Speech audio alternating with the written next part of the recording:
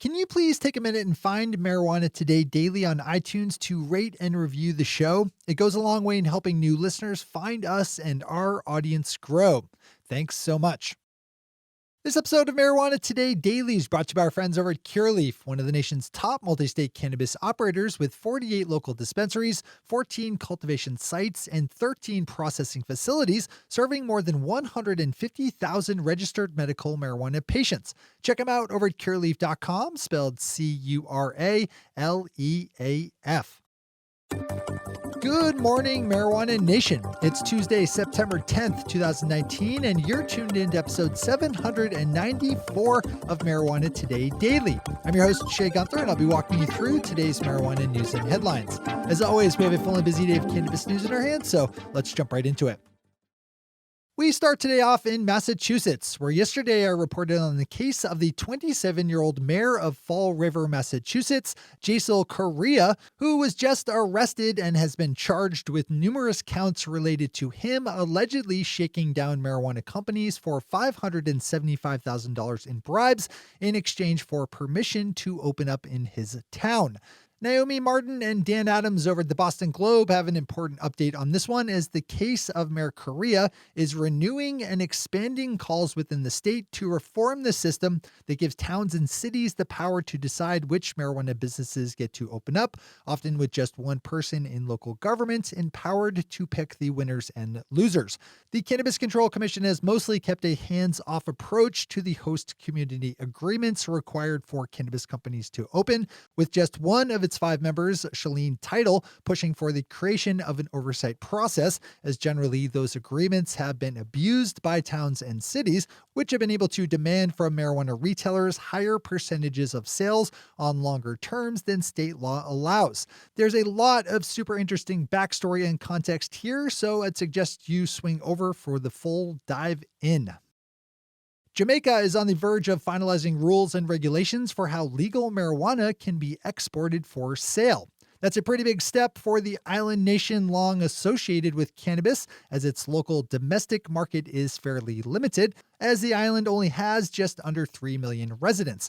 By way of comparison, the nations of Germany, Australia, and Canada, 3 countries Jamaica hopes to eventually sell to, have a combined citizenry of more than 143 million people. And there are a lot more countries out there besides that would be interested in buying Jamaican marijuana. Marijuana Business Daily has a great write-up on this one with details for the new licensed system and the proposed requirements for landing an export license. While those details are still subject to change, this one's a good read for the heads up it gives on how the program is likely to be structured. Our final top story today is a return to the ongoing vape crisis, which has dominated the headlines over the last week or so, as 5 cases of death and hundreds of hospital visits are being attributed all over the country to the use of vaporizers. There's still a lot of things that we don't know here, though health authorities have been circling around a vitamin E additive as a possible cause. John Schroyer over Marijuana Business Daily spoke with several marijuana retailers to gauge how the vape crisis news is affecting sales. From the sounds of it, there haven't been any large-scale dips in sales yet, as consumers seem to be confident in buying from legal dispensaries. This is another one I would definitely open up in full today. As always, we have all the news we cover linked to on our website at mjtodaydaily.com. Those are our top stories for today. It's time for Marijuana Today Daily Headlines Blitz. Before we blitz out on headlines, let's quickly thank our sponsor, Curaleaf, one of the nation's top multi-state cannabis operators with 48 local dispensaries, 14 cultivation sites, and 13 processing facilities serving more than 150,000 registered medical marijuana patients. We're super happy to have Curaleaf as our new exclusive multi-state cannabis operator sponsor here at MJ Today Media. Curaleaf wants you to live life well, which is why everyone there has put so much time and energy into developing their wide array of legal cannabis products, which range from their Curaleaf medical marijuana line to Yuku craft cannabis and Curaleaf hemp. Wherever your needs lie on the legal marijuana spectrum, Curaleaf is there for you. Just open up cureleaf.com today to check out all the places that Cureleaf is presently doing business, because there's no better way to experience the Cureleaf difference than by making a visit yourself. That's cureleaf.com, spelled Curaleaf. Big thanks to everyone at Cureleaf for the support that makes today's show possible. All right, time for the Blitz. Colorado-based marijuana company Medicine Man Technologies continues to roll on an acquisitive spree, announcing that it is buying 4 more Colorado marijuana dispensaries from an unnamed retail chain, bringing its total to 27 shops once all sales are closed. Medicine Man is spending just over $50 million on this most recent deal in a mix of cash and stock, which come on the heels of a $15 million 6-dispensary acquisition that I reported on just last week. Deb Borchardt over Green Market Report has more details here if you need them. A new study published in the journal Visual Communications suggests that mainstream media outlets are perpetuating the negative stereotypes and mythologies associated with stoner culture, with conservative-leaning outlets being the most egregious in pushing the negative image of cannabis consumers. Researchers looked at a range of media outlets and how they covered marijuana-related stories and found that most cannabis mentions in the press are negative, with marijuana users portrayed as being lazy and/or criminal. Bouncing back to Massachusetts, we have the aforementioned Cannabis Control Commission suspending the marijuana business licenses for Nova Farms LLC, a 6-licensed cannabis company with both adult use and medical dispensaries. The commission took the action as an ongoing investigation is being run by state officials into Mark Rue, one of the principal owners of Nova Farms, who stands accused of being involved with the illicit market. Political publisher Politico is pushing a new cannabis-related premium newsletter that just launched that you can check out for free this month. The new Politico Pro Cannabis newsletter is being written by industry veteran Mona Zhang, who is covering state-level policy, along with editor Paul Demko, a transplant from Politico's healthcare desk, and national cannabis policy writer Natalie Fertig. Best of luck to everyone over there. The newsletter is being offered for free through the end of the month, so maybe not a bad one to click over to subscribe.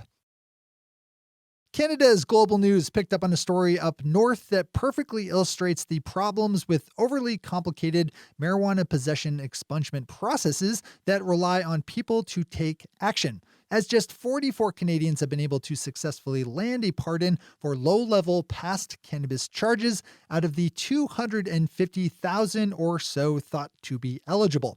In Canada, the process requires people to find written records for their past charges, something that's often very difficult to do, in addition to a $630 fee.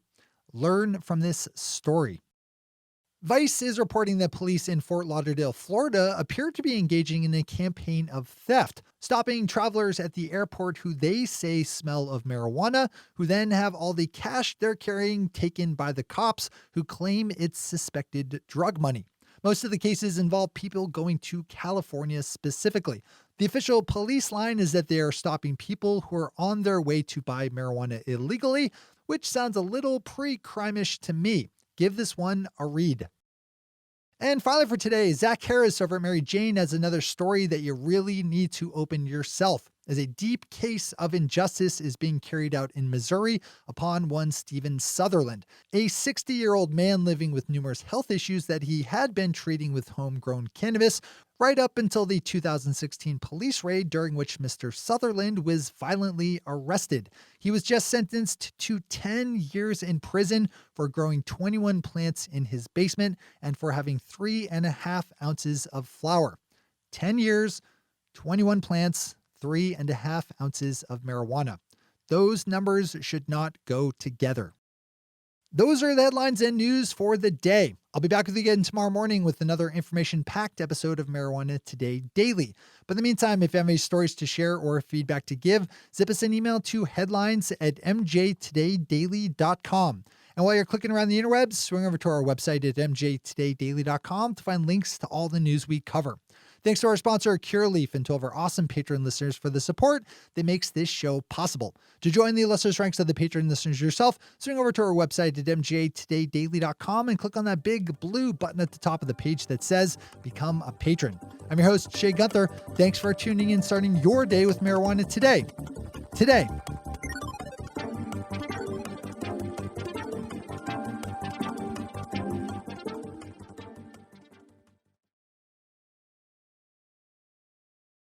One take, Shay. One take.